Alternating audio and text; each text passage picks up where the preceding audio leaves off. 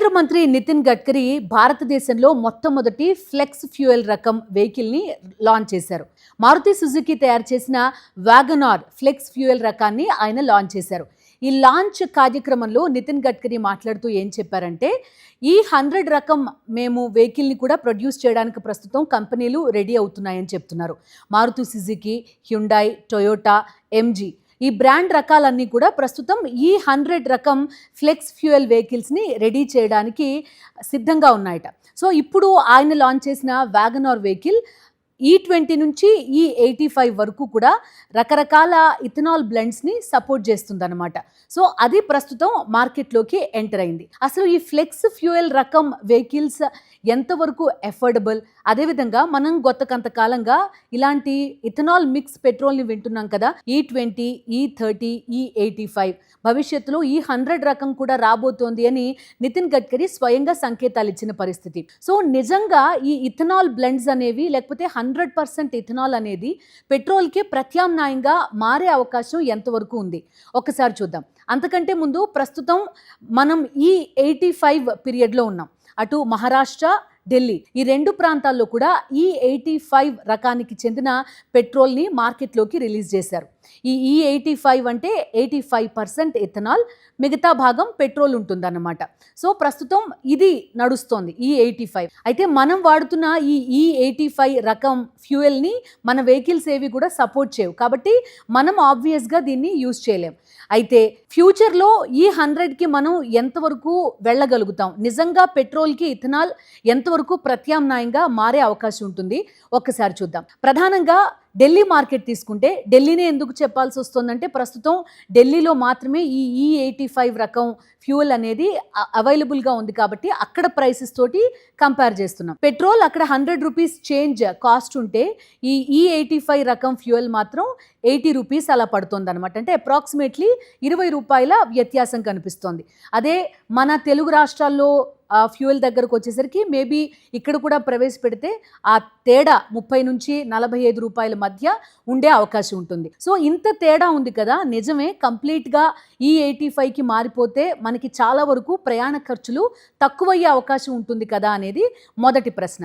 అయితే ఇక్కడ వచ్చిన ప్రధానమైన చిక్కు ఏంటి అంటే, మొత్తం మన వెహికల్ ఇండస్ట్రీలో చాలా వరకు కూడా ఈ ఇంజిన్ని మార్చాల్సి ఉంటుంది. మన వెహికల్ బిల్డ్ అంతా యాజ్ ఇట్ ఈస్గా ఉన్నప్పటికీ కూడా ఇంజిన్ మార్చాలి. ఆ ఇంజిన్ని కూడా E20 నుంచి E85, E100 వరకు వచ్చేలాగా ఈ ఫ్లెక్స్ ఫ్యూయల్ రకానికి మార్చాల్సి ఉంటుందన్నమాట.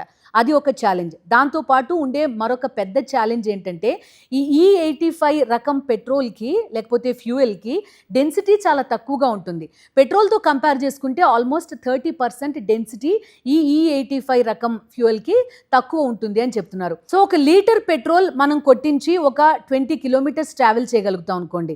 అదే ఈ E85 రకం ఫ్యూయల్ కొట్టించినట్టయితే మీరు అంత డిస్టెన్స్ ట్రావెల్ చేయలేరు. కేవలం 15 కిలోమీటర్లకే పరిమితం అవ్వాల్సి ఉంటుందన్నమాట. అంటే చాలా వరకు కూడా ఈ డెన్సిటీ తక్కువ అవ్వడం మూలంగా మనకి ఖర్చు ఆబ్వియస్గా పెరుగుతుంది. సో ఇది ఆ రకంగా చూసుకుంటే కనుక వయబుల్ కాదు అనేది ఒకటి. దాంతోపాటుగా మనం ఈ ఇంజన్కి మారాల్సి వచ్చినప్పుడు మనం వెహికల్ కొనే కాస్ట్ కూడా పెరిగే అవకాశం ఉంటుంది. ఇప్పుడు ఎలక్ట్రిక్ వెహికల్స్ మనం చూస్తున్నాం, చాలామంది ఎలక్ట్రిక్ వెహికల్స్ కొనడానికి ఇష్టపడుతున్నారు. కానీ దానికి కారణం ఏంటి, పెట్రోల్, డీజిల్ ఖర్చు, దాని మీద పెట్టే ఇన్వెస్ట్మెంట్ మనం చాలా వరకు తగ్గించుకోవచ్చని. మరి electric vehicles 100% petrol and diesel వెహికల్స్ని రీప్లేస్ చేయగలిగాయా? లేదు. ఎందుకంటే ఆ మేరకు మనకి ఇన్వెస్ట్మెంట్ ఎక్కువ అవుతోంది. మనం చాలా ఎక్కువ కాస్ట్ పెట్టి ఆ వెహికల్ని కొనాల్సి వస్తుంది. సో ఈ E85కి కూడా అదే వర్తించే అవకాశం కూడా ఉంది అని చెప్తున్నారు. మనం ఇనీషియల్ ఇన్వెస్ట్మెంట్ వెహికల్ కొనుగోలు చేయడానికి చాలా పెద్ద మొత్తంలో ఖర్చు పెట్టాల్సి ఉంటుంది అనేది ఒక మాట.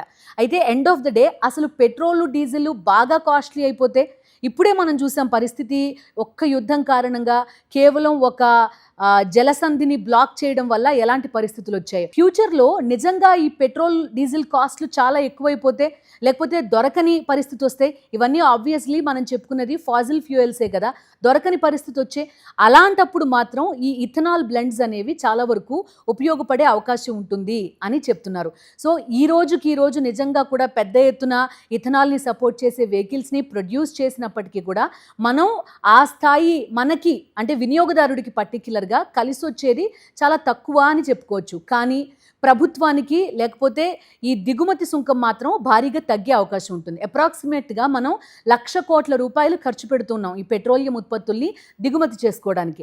ఆ బిల్ మాత్రం చాలా వరకు తగ్గే అవకాశం ఉంటుంది.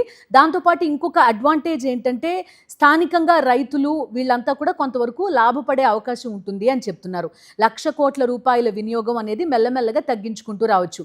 ఇప్పుడు కూడా మనం చూసాం E20, E30 రకం బ్లెండ్స్ వచ్చిన తర్వాత కొంతవరకు ఫారెన్ కరెన్సీ ఖర్చు పెట్టడం అనేది తగ్గింది అనేది కొన్ని రిపోర్ట్స్ కూడా చెప్తున్న పరిస్థితి.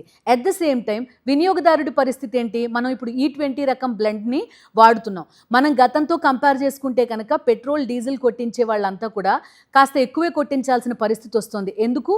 ఇందులో మనం 20% ఇథనాల్ కలుపుతున్నారు కాబట్టి ఆబ్వియస్గా మనకి కిలోమీటర్కి ఖర్చు అయ్యే ఫ్యూయల్ ఎక్కువ అవుతుంది కాబట్టి మనం కొంత తరచుగా పెట్రోల్ కూడా కట్టించే పరిస్థితి వస్తుంది. అంటే ఎండ్ ఆఫ్ ద డే మన జేబుకి చిల్లు పడినట్టే అనమాట.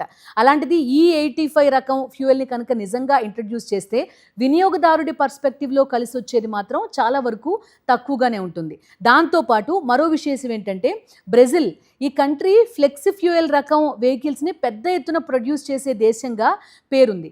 ఇక్కడ లైట్ వెహికల్స్లో ఆల్మోస్ట్ 80% వరకు కూడా ఈ ఫ్లెక్స్ ఫ్యూయల్ రకానికి చెందినవే. దట్టు ఈవెన్ 100% ఇథనాల్ కూడా అక్కడ యూజ్ చేస్తూ ఉంటారు. ఇది ఎప్పుడు వయబుల్ అవుతుందంటే పెట్రోల్ అండ్ ఫ్లెక్స్ ఫ్యూయల్ రకం ఫర్ సపోజ్ ఇక్కడ మనం E100 అనుకుందాం. ఈ రెండిటి మధ్య తేడా అప్రాక్సిమేట్గా 70% కనుక ఉంటే అప్పుడు మాత్రం ఇది ఖచ్చితంగా పనికొస్తుంది అంటున్నారు. అంటే ఫ్యూచర్లో కనుక పెట్రోల్ ప్రైజెస్ విపరీతంగా పెరిగిపోయాయి అనుకోండి, అదేవిధంగా ఇప్పుడు 100% ఇథనాల్ ఉండే E100 రకం కానీ E85 రకం కానీ ఫ్యూయల్ అనేది మనకి కొంత తక్కువకు అందుబాటులోకి వచ్చింది అనుకోండి.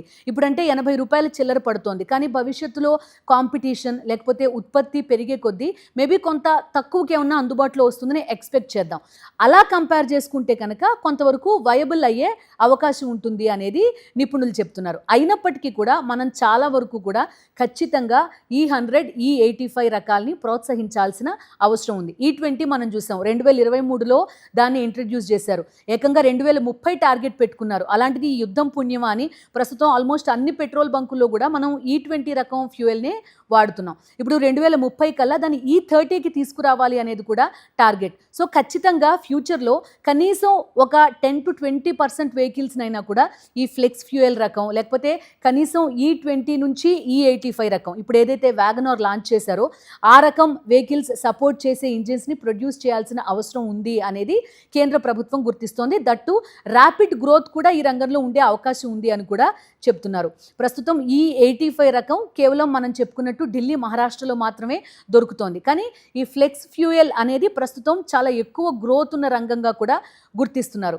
ఫాజిల్ ఫ్యూయల్స్ చాలా తక్కువైపోయిన నేపథ్యంలో లేకపోతే పెట్రోల్, డీజిల్ లేకపోతే గ్యాస్ లాంటివి మనకి దొరకని సందర్భంలో ఇథనాల్ అనేది ఖచ్చితంగా పనికొస్తాయి అంటున్నారు. ఇక్కడ ఉండే ఒక ఛాలెంజ్ మాత్రం లాస్ట్ బట్ నాట్ లీస్ట్ ఖచ్చితంగా చెప్పుకోవాలి.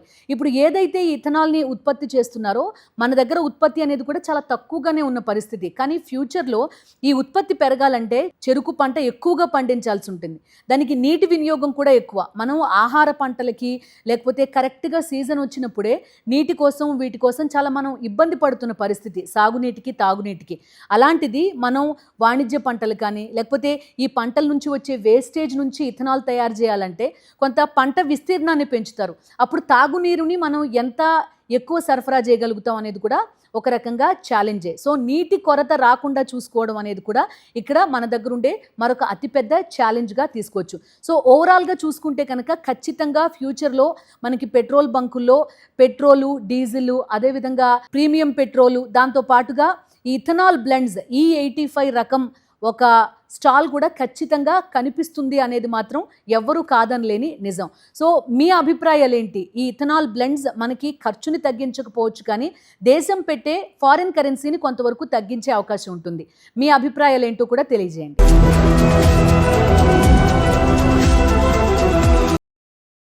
మరిన్ని అప్డేట్స్ కోసం ఛానల్ను సబ్స్క్రైబ్ చేయండి. నోటిఫికేషన్స్ కోసం బెల్ ఐకాన్ పై క్లిక్ చేయండి.